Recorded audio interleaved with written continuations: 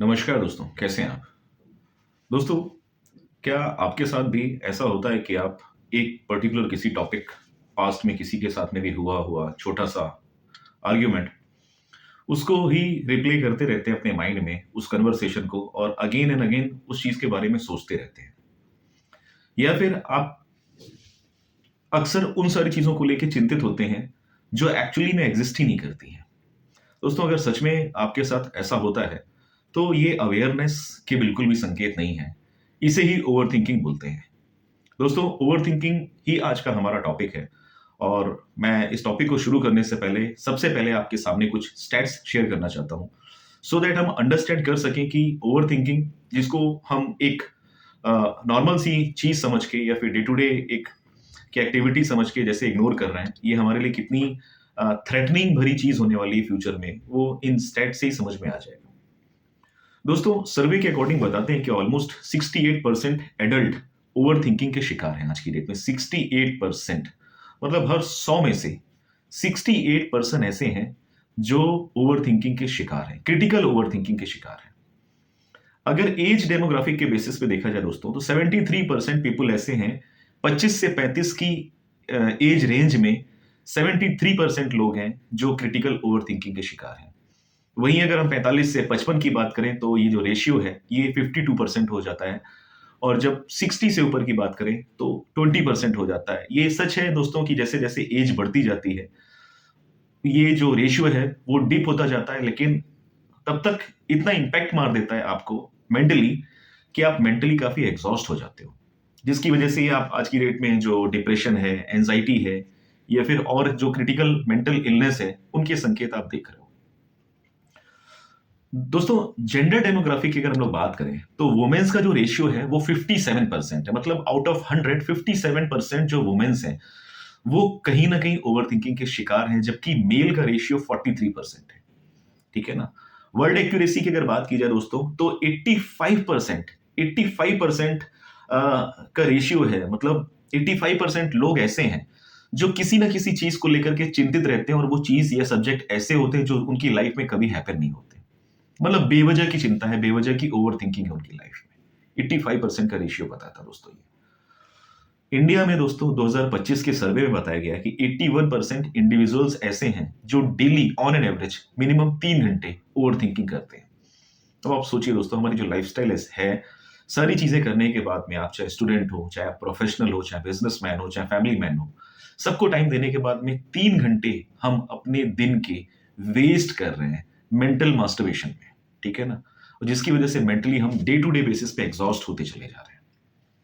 ये स्टैट्स थे दोस्तों जो मैंने आपके साथ शेयर किए। इसलिए ये टॉपिक और ज़्यादा संगीन हो जाता है, और ज़्यादा इम्पोर्टेंट हो जाता है कि हम उस पे ध्यान दे सकें और कैसे इन सारी चीज़ों को हम कंट्रोल कर सकें।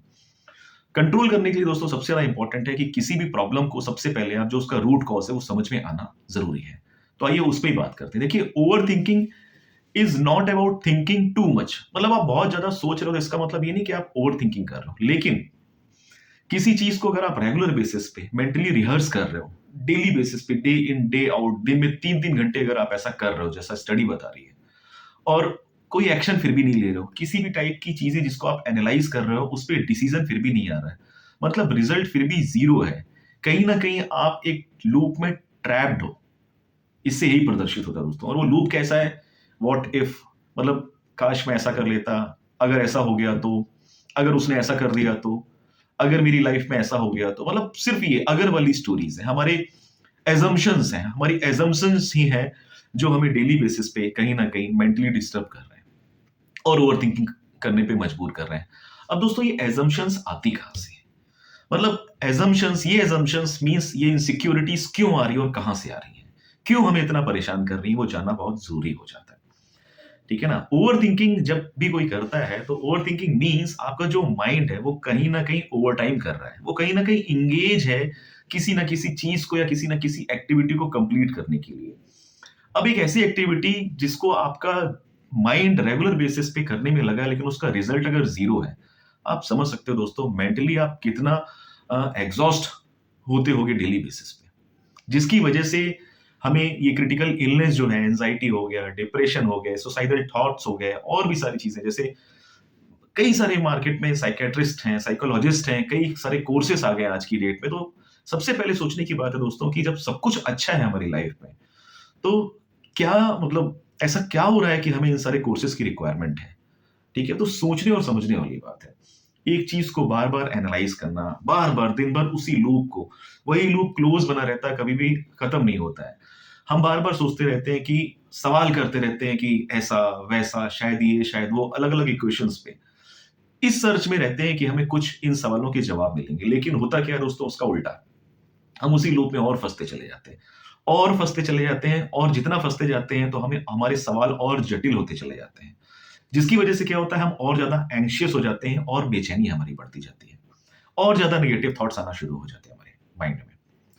तो दोस्तों, ये ओवर थिंकिंग के लक्षण होते हैं। अगर आपके साथ भी ऐसा हो रहा है तो आपको इसको इमीडिएट बेसिस पे पहचानना बहुत जरूरी है। सबसे पहली चीज है दोस्तों एक्नॉलेजमेंट। समझ में आना, प्रॉब्लम को समझ में आना बहुत जरूरी है। तो इस प्रॉब्लम को समझिए, देखिए एक्चुअली ओवर थिंकिंग में होता क्या है। देखिए, over thinking is not about thinking too much. बहुत ज्यादा अगर आप सोच रहे हैं, देखिए क्रिटिकल थिंकिंग भी कोई कर सकता है, ठीक है ना। उसके लिए मतलब कई ऐसे प्रोफेशनल वो है, प्लेटफॉर्म्स हैं जहां पे आपको टाइम चाहिए होता है क्रिटिकल थिंकिंग का। तो क्रिटिकल थिंकिंग या थिंकिंग इज नॉट अबाउट, या too much thinking is not about over thinking, लेकिन किसी लूप में, किसी सर्किल में फंसे रहना, ठीक है ना। ओवर थिंक का सबसे जीता जागता एक प्रॉपर एग्जाम्पल हो जाता है। अब हम ओवर थिंक क्यों करते हैं दोस्तों? हमारा जो माइंड है दोस्तों, वो इस तरीके से बटा हुआ है कि किसी ना किसी तरीके से हमें वो वही सारी चीजें उसी लूप में ही ले जाता है। देखिए, हमारा जो माइंड है, माइंड भी हमारे दो तरह के होते हैं। मैंने पहले भी एक वीडियो में एक्सप्लेन किया था, कॉन्शियस माइंड और सबकॉन्शियस माइंड। जो हमारा सबकॉन्शियस माइंड है दोस्तों, वो क्या है, हमारे से बहुत ज्यादा प्यार करता है, ठीक है, बहुत ज्यादा प्यार करता है। इस वजह से वो नहीं चाहता कि हम फेल हों, हम अपनी लाइफ में रिजेक्ट हों, किसी भी टाइप की हमारी लाइफ में अनसर्टेनिटी आए, किसी भी टाइप की, ठीक है ना। तो वो उन सारी चीजों से हमें बचाता है, हमें सिग्नल देता है। वो जो सिग्नल होते हैं वो एक्चुअली एक इमोशंस का काम करते हैं। वो एक इमोशंस के फॉर्म में आएंगे, चाहे वो शॉकिंग हो, ठीक है ना। तो हमेशा एक जो सिग्नल्स होंगे वो हमेशा किसी ना किसी इमोशंस के फॉर्म में आएंगे। अब होता क्या है, इस वजह से जो हमारा सबकॉन्शियस माइंड है, वो ये चाहता है कि सारी की सारी चीजें हमारी जो लाइफ में चल रही है वो परफेक्ट हो, ठीक है ना। लेकिन होता कई बार उसका उल्टा है। चीजें, अगर आप किसी भी नई चीज को ट्राई करोगे तो चीजें, जो सिचुएशंस होंगी वो अनसर्टेन होंगी हमेशा, ठीक है ना। उसकी वजह से क्या होता है, बार बार हम सेम थॉट्स को, सेम लूप को रिप्ले करते रहते हैं अपने माइंड में। उसकी वजह से क्या होता है, आप सेम चीज बार बार रिव्यू करोगे। जब आप रिव्यू करोगे तो कहीं ना कहीं आपको चीजें, कहीं ना कहीं लूप होल्स आप दिखाई देंगे, जिसकी वजह से आप रिग्रेट करना शुरू करोगे, और फिर वो लूप चलता रहेगा। फिर और एक सवाल खड़ा होगा, उसका जवाब दोगे, फिर और एक, वो लूप बड़ा होता चला जाएगा, ठीक है। तो आप जितना ज्यादा सोचोगे उतना ज्यादा आप चीजों में सिंक होते चले जाओगे, उस थॉट्स में सिंक होते चले जाओगे। उसकी वजह से आपका जो सेल्फ डाउट है वो और बढ़ता चला जाएगा, ठीक है ना। तो दोस्तों, सबसे इंपॉर्टेंट चीज है इसको समझना फिलोसफी के बेसिस पे, कि कैसे कंट्रोल कर सकते हैं। आपने थ्री इडियट्स मूवी देखी होगी दोस्तों, वहां पे एक डायलॉग था आमिर खान का, ऑल इज वेल करके। देखिए, कई लोगों ने, हमारे बूढ़े बुजुर्ग, हमारे सीनियर्स, कई लोग, हमारे टीचर्स बोलते थे कि दिल से काम मत करो, दिमाग से काम करो, ठीक है ना। होता क्या है कि ये दिल और दिमाग क्यों आता है, हमारा जो सबकॉन्शियस माइंड होता है वो एक्चुअली दिल होता है, क्योंकि वो इमोशंस आपको मैसेज पास कर रहा है इमोशंस के थ्रू। जबकि जो हमारा कॉन्शियस माइंड होता है वो प्रैक्टिकल होता है, वो आपको फैक्ट बताएगा, वो थॉट बताएगा, वो फंडामेंटल चीजें बताएगा। इसलिए दोस्तों, जो स्टडी बोलती है, या फिर जो मैंने भी अपनी ऊपर जो काम किया हुआ है, मैं अपने एक्सपीरियंस से आपको बता रहा हूं, कि सबसे पहले जो होता है कि आप आइडेंटिफाई करिए कि क्या आप सच में ज्यादा सोच रहे हैं। आप जिन चीजों के बारे में ज्यादा सोच रहे हैं, पहले उन चीजों को आइडेंटिफाई करिए कि ऐसी क्या चीजें जिनके बारे में आप रेगुलर बेसिस पे सोचने में लगे हुए हैं। फिर आप समझिए कि क्या सच में वो ओवर थिंकिंग है, ठीक है। उसको समझने के लिए आपको फैक्ट जानना जरूरी रहेगा कि ये फैक्चुअल है या सिर्फ एजम्पशन है। फैक्चुअल है, वो चीज एकदम क्लियर हो जाएगी कि हाँ ये फैक्ट है, यही सच्चाई है, यूनिवर्सल ट्रूथ है ये। एजम्पशन होगा, एजम्पशन अगर है तो वो आपके किसी ना किसी इमोशंस के फॉर्म में निकल के आ रहा होगा, या फिर एजम्पशंस के फॉर्म में निकल के आ रहा होगा, ठीक है ना। तो सबसे पहले आप चीजों को सेगमेंटेशन करना शुरू कीजिए। फैक्चुअल चीजें साइड में रखिए, एजम्पशंस को साइड में रखिए। अगर फैक्चुअल है, आप उसको इमीडिएटली एक्सेप्ट करिए। जैसे आप किसी एग्जाम की प्रिपरेशन कर रहे थे, रिजल्ट आउट होता है, आपने बहुत मेहनत की लेकिन आपका उसमें सिलेक्शन नहीं होता है। That is a fact. जब आप उस फैक्ट को वहां पे एक्नॉलेज कर लोगे, आपके माइंड इमीडिएटली नेक्स्ट सिग्नल दे देगा, व्हाट नेक्स्ट, अब क्या करना है, दोबारा वही करना है या करियर पाथ कुछ चेंज करना है, गूगल में कुछ ऑल्टरेशन करना है, इमीडिएटली आ जाएगा। तो एक्नॉलेज करना, जो फैक्चुअल प्रॉब्लम है उसको एक्नॉलेज करना बहुत जरूरी है। हमारे साथ क्या होता है, फेल हो जाते हैं, हम डिप्रेस्ड हो जाते हैं, हम अनलकी हो जाते हैं, हम एक्सपोज होने से डरना शुरू कर देते हैं कि सोसाइटी क्या बोलेगी, समाज क्या बोलेगा, रिलेटिव क्या बोलेंगे, टीचर्स क्या बोलेंगे, कॉम्पिटिटर्स क्या बोलेंगे कि ये भी नहीं कर पाया, वो हंसेगा, ये हंसेगा। नहीं दोस्तों, ऐसा नहीं करना है। सबसे पहले जो फैक्ट है, जो सच्चाई है कि आप उस एग्जाम को बीट नहीं कर पाए, क्लियर नहीं कर पाए, उसको एक्नॉलेज करिए। ठीक है, ये आपकी लाइफ का सत्य है, उससे भागने से कुछ नहीं होगा। आप भागोगे तो आप वापस उसी प्रॉब्लम को कैच कर रहे हो किसी ना किसी तरीके से। तो सबसे पहले एक्नॉलेज करिए। जहां आपने एक्नॉलेज किया, आपकी बॉडी, आपका माइंड, दोनों कॉन्शियस और सबकॉन्शियस माइंड इमीडिएटली ट्रिगर करना शुरू कर देंगे, व्हाट नेक्स्ट, अब क्या करना है। आप इमीडिएटली नेक्स्ट स्टेप पे चले जाओगे। ठीक है, ये हो गया फैक्चुअल। अगर एजम्पशंस हैं कहीं पे भी, तो सीधी सी चीज है, एजम्पशंस मींस आपके इमोशंस आपको मैसेज दे रहे हैं कुछ ना कुछ। ठीक है ना, आपके इमोशंस और आपकी फीलिंग्स आपको कुछ ना कुछ मैसेज देने में लगी हुई हैं। वहां पे दोस्तों सबसे पहली चीज जो मेरी लाइफ जिसने चेंज की है, वो मैं आपके साथ शेयर करना चाहता हूं। Don't take things personally. देखिए, ऐसा मैं इसलिए बोल रहा हूं, हर एक लाइफ, हर एक इंसान की, चाहे सेम सिबलिंग्स क्यों ना हो, मेरा भाई या फिर मेरी कोई सिस्टर क्यों ना हो, हमारी सबकी चेकलिस्ट, लाइफ की चेकलिस्ट अलग होती है सबकी। चेकलिस्ट मींस मैं रिफर करना चाह रहा हूं, प्रायोरिटीज अलग होती हैं। प्रायोरिटीज आती है परसेप्शन के बेसिस पे, क्योंकि मेरे करियर का जो एम होगा वो अलग होगा। ठीक है, मेरी जो मेंटल एक क्या कहते हैं, स्टिफनेस अलग होगी, मेरा थॉट प्रोसेस अलग होगा, मेरी परसेप्शन अलग होगी, मेरी सिचुएशंस अलग होंगी। तो आप उन चीजों को सबसे पहले डिटैच करिए। ठीक है ना, उसके लिए सिंपल सा फंडा है दोस्तों, डोंट टेक थिंग्स पर्सनली। इसलिए क्योंकि जब आप लोगों के थॉट प्रोसेस ही अलग है, सिचुएशन ही अलग है, परसेप्शन ही अलग है, विजुअलाइजेशन ही अलग है, तो आप कैसे एक थॉट पे आ सकते हो, राइट।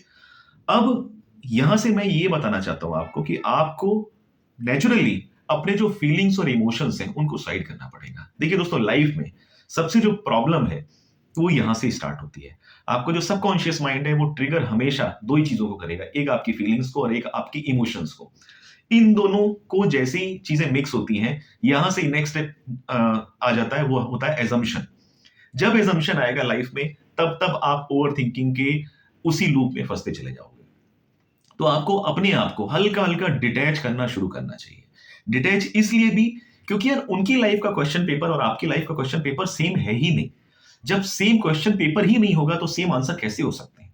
जब सेम आंसर नहीं, इट मींस आपकी दोनों की लाइफ का जो पैटर्न है, जीने का तरीका है, वो अलग है। तो क्यों लोगों से, पीपल से, क्यों उनके परसेप्शन से, क्यों क्रिटिसिज्म से, क्यों एंगर से, इन सारी चीजों से अटैच होने का क्या फायदा, राइट। तो उस अटैचमेंट को आप साइड करिए। जैसे जैसे आप अपने अटैचमेंट को साइड कर देंगे, चीजों से आप डिटैच हो जाएंगे, आपका जो एजम्पशंस है वो खत्म हो जाएंगे। क्योंकि अब आपको जो भी चीज दिखेगी वो फैक्चुअल दिखेगी। आपका जो भी होगा, कम्युनिकेशन होगा, वो आपकी सेकेंड पार्टी के साथ होगा। आपके सबकॉन्शियस और कॉन्शियस माइंड के बीच में जो डिस्कशन पहले था वो खत्म हो जाएगा। जब वो डिस्कशन ही खत्म हो जाएगा तो आप किसी लूप में फंसने का सवाल ही नहीं बनता आपका, राइट। तो दोस्तों, मेन चीज यही है, don't take things personally. Life में कभी पर्सनली मत लीजिए। आप छोटी छोटी चीजों को ले लेते हैं पर्सनली, फिर उन पे ओवर थिंक करते रहते हैं, मेरे साथ ऐसा क्यों हो गया, उसने ऐसा क्यों बोला, अब मैं क्या करूं, अब कैसा कर सकते हैं। तो यही लाइफ का एक जीवन का सूत्र है जहां से आप अपनी ओवर थिंकिंग को बचा सकते हैं, राइट। जाते जाते मैं आपको एक कोट के माध्यम से समझा के जाना चाहता हूं दोस्तों। Your biggest enemy is your uncontrolled mind. हमेशा याद रखिएगा। इसलिए सबकॉन्शियस माइंड पे बिलीव करें, कॉन्शियस माइंड पे बिलीव करें। सबकॉन्शियस माइंड हमेशा आपको सेफ रखना चाहता है, राइट। दोस्तों, इस वीडियो में इतना ही। मिलते हैं नेक्स्ट वीडियो में। तब तक के लिए thank you very much. Stay healthy, stay safe.